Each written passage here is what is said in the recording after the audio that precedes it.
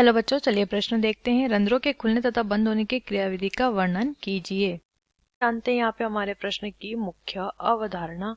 हमारे प्रश्न की मुख्य अवधारणा यहाँ पर संबंधित है रंध्र।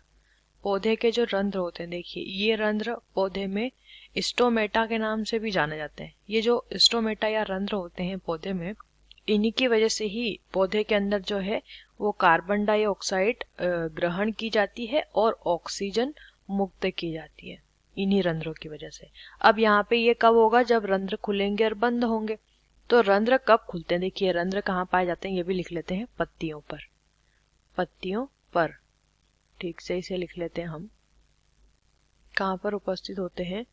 रंध्र उपस्थित होते हैं पत्तियों पर। अब पत्तियों पर रंध्र जब पाए जाते हैं तो देखिए ये जो रंध्र हमारे होते हैं, रंध्र, इनमें पाई जाती है रक्षक कोशिका। स्टोमेटा के अंदर रक्षक कोशिका होती है, जो कि कैसी होती है? जो कि अर्धचंद्राकार आकार की होती है।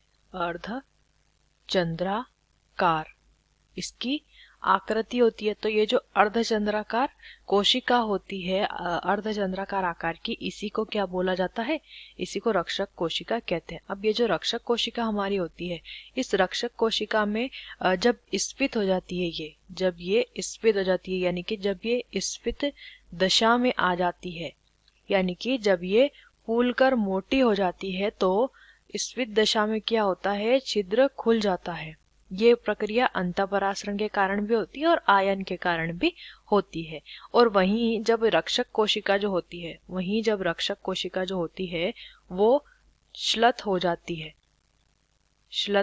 यानी कि वो सिकुड़ जाती है। तो इस श्लथ दशा में जो रंध्र होता है वो, या छिद्र जो होता है, वो खुल जाता है।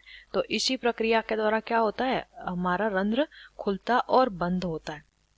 जो द्वार कोशिकाएं हैं उसके अंदर, उसके आसपास का जो जल होता है, जब वो जल इन रक्षक कोशिकाओं के अंदर जाता है तो क्या होता है? अंदर के लिए हम नीचे का निशान लगाएंगे। अंदर जब जाता है तो स्फीत दशा उत्पन्न होती है, और जब बाहरी कोशिकाओं में जल जो है, ये जो बाहरी कोशिकाओं में जल वापस बाहर आ जाता है, यानी कि श्लथ अवस्था हो जाती है, तो रंध्र खुल जाता है।